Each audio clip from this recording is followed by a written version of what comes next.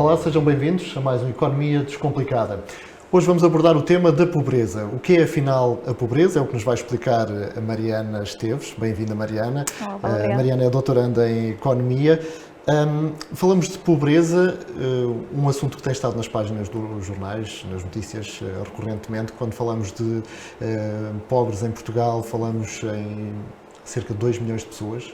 É muita gente, não é? Sobretudo riscos que estão grupos que estão identificados como mais vulneráveis, não é? Eventualmente desempregados, famílias monoparentais, com filhos, famílias numerosas, sabemos tudo isso, mas, enfim, todos temos uma ideia, não é, do que é a pobreza, mas tecnicamente está bem definida e, portanto, o que é a pobreza é a primeira pergunta, a pergunta que lançamos desde já e que pedia então que nos explicasses. Então, a pobreza pode ser medida de diferentes formas e a forma como diferentes instituições e países escolhem medi-la varia. Por exemplo, nos Estados Unidos, a pobreza é medida como uma medida absoluta, em que uma pessoa é pobre se tiver menos do que X por mês para viver e para satisfazer as suas necessidades. Na União Europeia, a pobreza é medida de uma forma relativa, ou seja, relativa ao nível de vida que existe na sociedade. Dizemos que uma pessoa é pobre, segundo a Agência Europeia de Estatística, o Eurostat, se viver com menos de 60% do rendimento mediano no país. O que é que isto quer dizer? Isto são palavras difíceis, mas quer dizer que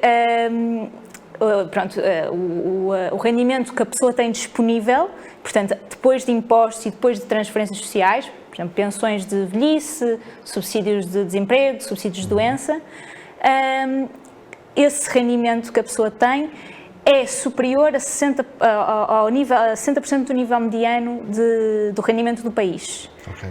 Isso quer dizer que se eu tiver determinado rendimento num país posso ser pobre, mas se eventualmente o mesmo rendimento noutro país posso deixar de ser pobre? Exatamente. Depende do nível do rendimento geral do país. Portanto, um país com rendimentos mais baixos necessariamente tem um limiar de pobreza, um nível a partir do qual uma pessoa é considerada pobre, que é mais baixo.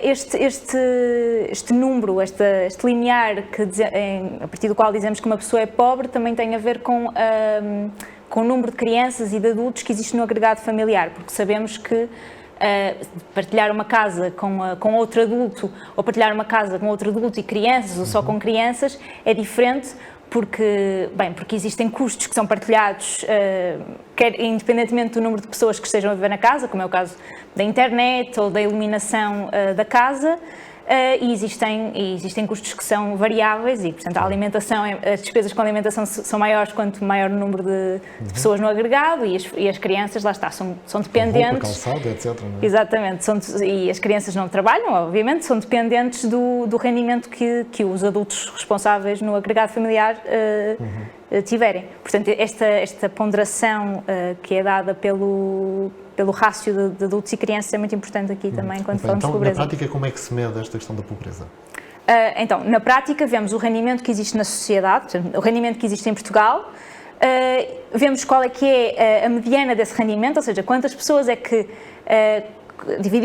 ordenamos as pessoas todas e quantas pessoas, se 50% das pessoas recebem menos do que isso e 50% das pessoas recebem mais do que isso. Em Portugal, este rendimento mediano é 920 euros por mês. Fazemos 60% destes 920, que dá mais ou menos 554 euros, e todas as pessoas que tiverem menos do que 554 euros por mês para viver são consideradas pobres. E, portanto, aí identificamos os tais 2 milhões, ou 1,9 milhões para ser mais exata, de portugueses que estão em situação de risco de pobreza. Portanto, temos quase 20% da população nesse...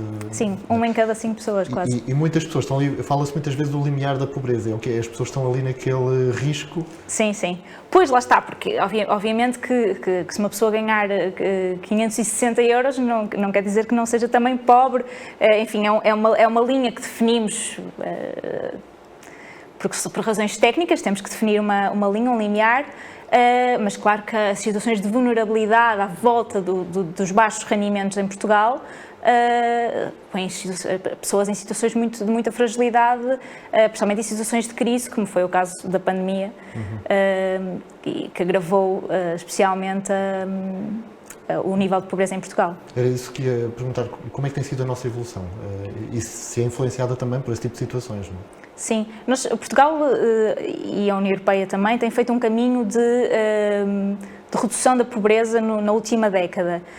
Desde 2014, claro, tivemos ali o período da crise em que tivemos a troca em Portugal e a crise das dívidas soberanas, mas depois de 2014 os níveis de pobreza em Portugal desceram. Foram descendo todos os anos de forma mais ou menos consistente. No ano antes da pandemia, tínhamos cerca de 16% de pessoas em risco de pobreza, mas com a pandemia, por razões que sabemos, muitas pessoas entraram em situação de pobreza, foram mais de 200 mil pessoas que ficaram então em situação de pobreza.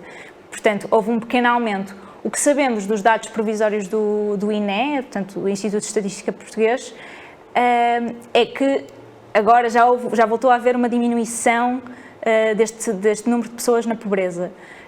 Mas lá está, com a inflação, com os riscos associados à subida do custo de vida, vamos ver como é que a situação evolui, mas continuamos a ter muita gente nesta situação. Claro. Portanto, mesmo falando nesta subida, por exemplo, do salário mínimo, não é líquido que só isso vá logo retirar pessoas da pobreza.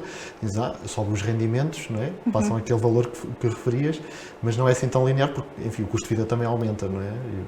Sim, exatamente. Temos a inflação, portanto, o custo de vida a aumentar, as coisas a ficarem mais caras, e sabemos que as pessoas mais pobres são aquelas pessoas que têm menos margem para poder cortar em coisas, porque o rendimento que têm já o gastam em coisas essenciais, como alimentação ou aquecimento da casa, e enfim, e portanto não têm muita margem para adaptar.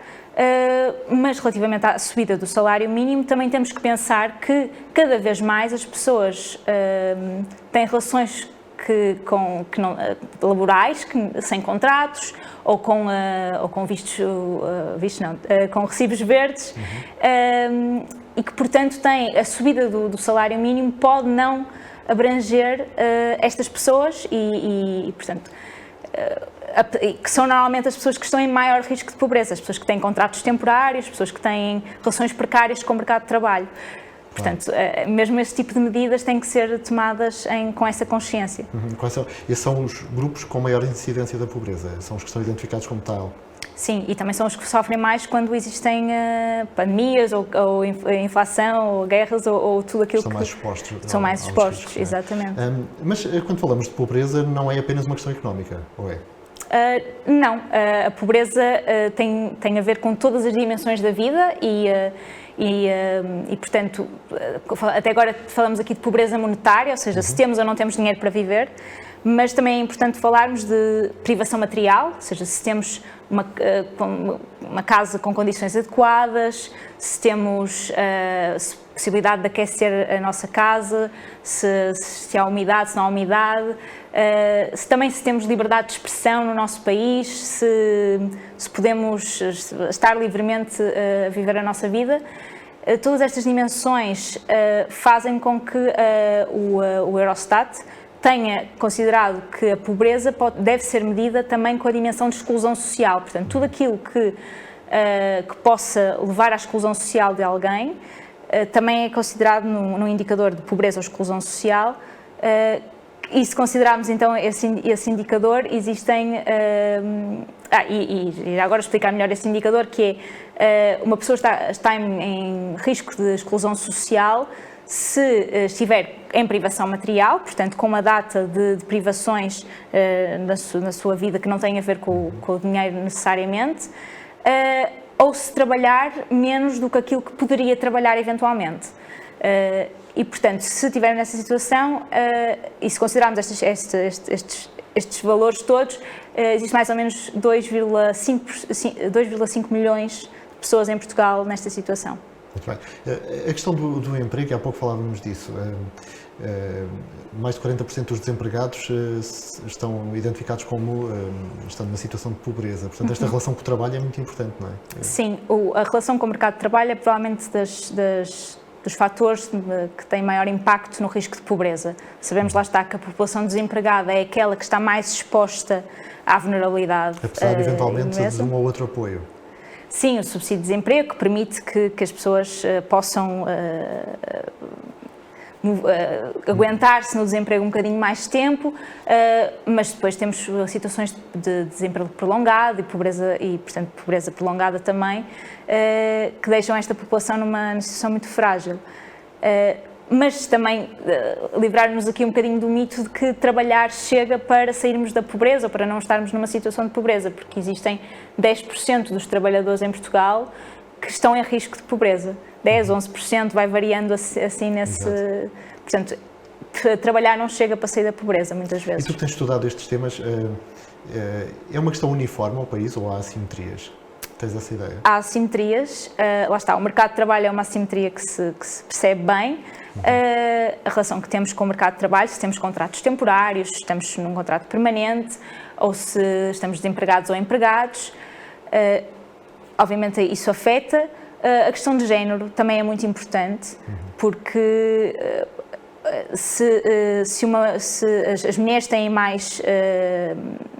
uma taxa de pobreza superior aos homens, e aqui há várias razões que temos que ter em conta.